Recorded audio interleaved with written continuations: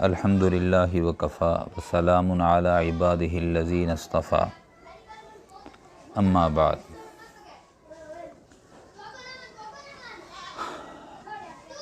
آج جو مجموعی امت ہے اس کی یہ کیفیت ہے کہ وہ انحصار جو کرتے ہیں روزی کے حوالے سے، وہ تجارت کو، ملازمت کو، کاشتکاری کو یہ سمجھتے ہیں کہ یہ اسی کی وجہ سے روزی ملتی ہے، حالانکہ اسباب کے طور پر تو ان چیزوں کو اختیار کرنا مستحب بھی ہے اور محمود بھی ہے، لیکن توکل جو ہے وہ اللہ رب العزت کی ذات پہ ہونا چاہیے، اور اسباب اختیار کرنا یہ توکل کے منافی نہیں ہے۔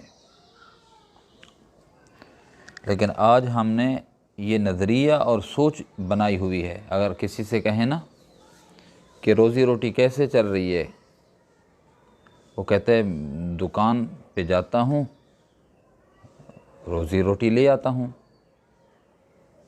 تجارت کرتا ہوں، روزی روٹی لے آتا ہوں۔ کسی کونے میں، ذہن کے کسی کونے میں یہ بات بیٹھی ہوئی ہے کہ مجھے رزق اگر مل رہا ہے تو اسی تجارت کی وجہ سے مل رہا ہے، کاروبار کی وجہ سے مل رہا ہے، کاشتکاری کی وجہ سے مل رہا ہے، نوکری کی وجہ سے مل رہا ہے۔ میرے عزیزو، رزق اللہ رب العزت عطا فرماتے ہیں۔ آپ دیکھ لیجئے، کئی دکانیں ایک کام کی برابر سرابر ہیں، ایک دکان پہ اتنی رش ہے، اس کے 10 ملازم ہیں اور 10 کے 10 ملازموں کے پاس وقت نہیں ہے، اور گاہکوں کا اتنی رش لگا ہوا ہے، وہ 10 جو ملازم ہیں وہاں پر وہ پورے نہیں ہوتے، اور اسی سے متصل ایک اور دکان ہے، وہ اسی سلسلے کی ہے، اور اس پہ ایک گاہک بھی نہیں ہے، اور ایک مالک بیٹھا ہوا ہے اور ایک اس نے لڑکا رکھا ہوا ہے، ملازم رکھا ہوا ہے، اور وہ سارا دن بیٹھا ہوا ہے۔ رزق اللہ عطا کرتے ہیں۔ اگر دکان میں رزق ہوتا تو پھر ایک پہ اتنی رش کہ گاہکوں کی لائن لگی ہوئی ہے، اور دوسرا اسی سلسلے کا دکاندار ہے اور وہ بیٹھا ہوا ہے اور کوئی ایک گاہک بھی نہیں آتا۔ رزق کے خزانے اللہ رب العزت کے پاس ہیں، یہ ذہن ہو، یہ عقیدہ ہو، یہ نظریہ اور سوچ ہو۔ اللہ نے جو مقدر میں لکھا ہے وہ مل کے رہے گا۔ ہم رزق کے پیچھے تو بھاگ رہے ہیں، المیہ یہ ہے کہ رزاق کو چھوڑا ہوا ہے، اور پھر یہ یقین نہیں ہے کہ اللہ کے خزانے بے شمار خزانے ہیں، وہ دے گا، دیتا ہے اور دے رہا ہے۔ ایک واقعہ یاد آ گیا، ایک بندہ 61 سالی کے زمانے میں جا رہا تھا، اور اچھی سوچ کا مالک تھا، نیک آدمی تھا، اور وہ بازار کی جانب جب گیا تو دیکھا کہ ہر ایک کا چہرہ اترا ہوا ہے، بھوک کی وجہ سے، پریشانی کی وجہ سے، کہ قحط ہے، روٹی کا مسئلہ ہے، کھانا نہیں ہے، اشیاء خوردنوش کو قحط پڑ چکا ہے، غلہ نہیں ہے، پریشان ہے بازار، پورا بازار کے لوگ۔ اور اس نیک بندے نے ایک شخص کو دیکھا جس کے کپڑے بھی اچھے نہیں ہیں بظاہر، اور جس کا جو پہناوا ہے، جوتا پگڑی، وہ بھی درست نہیں ہے، ایسے لگتا ہے جیسے مزدور ہو، لیکن وہ ہنسی خوشی جا رہا ہے، جیسے کہتے ہیں نا اٹکیلیاں بھرتے ہوئے جا رہا ہے، چہکتا جا رہا ہے، اس کے چہرے پہ کوئی آثار پریشانی کے نہیں ہیں۔ کسی نے پوچھ لیا، او جوان، بازار کے پورے لوگ پریشان ہیں قحط کی وجہ سے، اور تو مخول کرتے جا رہا ہے، اٹکیلیاں بھرتا جا رہا ہے، مزے سے جا رہا ہے، نہ تیری چال ڈھال سے مسکنت لگتی ہے، نہ تیرے چہرے سے کہیں پر خوف یا کہیں پر پریشانی نمودار نظر آتی ہے۔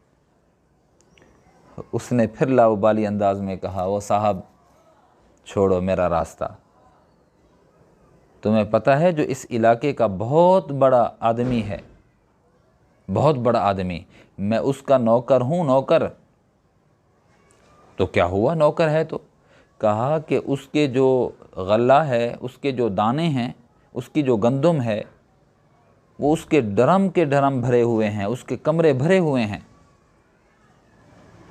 میرے مالک کے کمرے گندم سے، غلے سے، اشیاء خوردنوش سے بھرے ہوئے ہیں، تو مجھے کاہے کی پریشانی؟ یہ اللہ والا بے ہوش ہو گیا۔ جب ہوش میں آیا تو کسی نے پوچھا، حضرت کیا ہوا، کیوں بے ہوش ہو گئے؟ فرمایا اس غلام کی بات نے مجھے بے ہوش کر دیا۔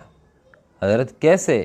فرمانے لگے کہ دنیا کا ایک محدود انداز کا ایک مالک ہے، اس کا غلہ اگر، اس کا خزانہ، اس کا غلہ اگر، اس کے ڈرم، اس کے مکان، اس کے کمرے بھرے ہوئے ہیں، تو اس کا غلام اتنی پر اعتماد ہے کہ میں بھوکا نہیں مر سکتا۔ ارے اللہ کے بندے، ہم بھی تو اللہ کے غلام ہیں اور اللہ کے خزانے بھرے ہوئے ہیں، ہم کیوں پریشان ہیں؟ اسی بات نے مجھے بے ہوش کر دیا۔ تو یہ حکایت ہے، حقیقت میں ہو یا حقیقت میں نہ ہو، لیکن اس میں سبق یہی ہے کہ جب ہم اللہ کے غلام ہیں، جب ہم اللہ کے بندے ہیں، تو اللہ پہ اعتماد نہیں ہے ہمارا، پریشان ہیں، اور سب پریشان ہیں آج کے دور میں، کوئی مطمئن نہیں ہے۔ جو تجارت کر رہا ہے وہ بھی مطمئن نہیں ہے، ملازمت کر رہا ہے وہ بھی مطمئن نہیں ہے، کاشتکاری کر رہا ہے، زراعت پیشہ ہے، وہ بھی مطمئن نہیں ہے، ہر آدمی کو پریشانی ہے۔ دراصل اللہ پہ بھروسہ نہیں ہے، اللہ پہ توکل نہیں ہے، یہ نظریہ اور سوچ نہیں ہے کہ میرا اللہ بھوکا نہیں مارے گا، اور کوئی بھوکا نہیں مرتا۔ اٹھتے تو سب ہی بھوکے ہیں، لیکن جب سوتے ہیں ہر ذی روح پیٹ بھرا ہوا ہوتا ہے۔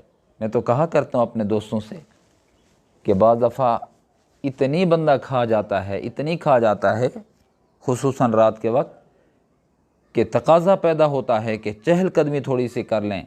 ایسا نہ ہو پیٹ اتنی بھرا ہوا ہے، اتنے رج چکے ہیں کہ بستر پہ سو گئے تو طبیعت خراب نہ ہو جائے، چہل قدمی کو لازمی سمجھتے ہیں۔ ارے جو اللہ جو بھوکے اٹھتے ہیں وہ بھوکا سلاتا نہیں ہے، وہ ہمیں بھوکا مارے گا کیسے؟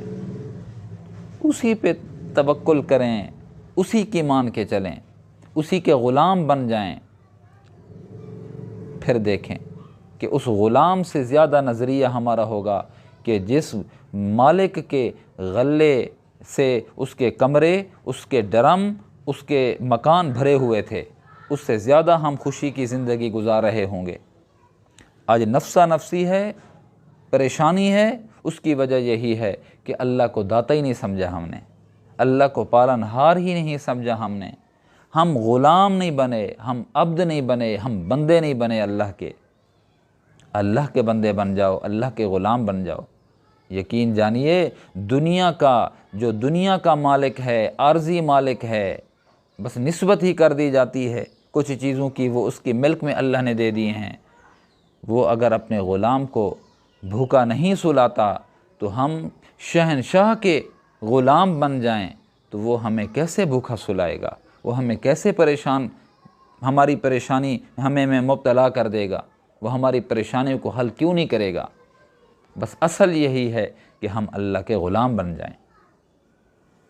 عجیب بات بتاؤں آپ کو کہ ہم میں سے ہر آدمی غلام ہے، کوئی دکان کا غلام، کوئی مکان کا غلام، کوئی دھن دولت کا غلام، کوئی زمین کا غلام، کوئی بندوق کا غلام۔ کہہ دیتے ہیں نا یہ میرا بندہ بیٹھا ہوا ہے، اس دفتر میں جاؤ میرا بندہ بیٹھا ہوا ہے۔ ہم غلاموں کے غلام ہیں، ہم آقا کے غلام تو ہوئے ہی نہیں ہیں۔ خدا کی قسم ہم اللہ کے غلام بن کے دکھائیں اور یہ نظریہ اور سوچ رکھیں، پھر دیکھیں کہ مشکلات کیسے کافور ہوتی ہیں، پریشانیاں کیسے حل ہوتی ہیں۔ اللہ حل کرے گا، اللہ ہی حل کرتا ہے، اللہ ہی حل کر رہا ہے۔ اصل یہی ہے کہ ہم غلام بن جائیں اللہ کے۔ یاد رکھیے، اگر ہم اللہ کے غلام نہ بنے تو پھر بہت سی چیزوں کے ہم غلام ہوں گے۔ اگر اللہ کے بندے نہ بنے تو بہت سے جو فنا ہونے والی چیزیں ہیں ہم اس کے بندے اور غلام بن جائیں گے۔ اللہ کے غلام بنو، اللہ کے غلام بنو، اللہ کے غلام بنو۔ تمہاری بگڑی بنتی ہے یا نہیں، پھر دیکھنا۔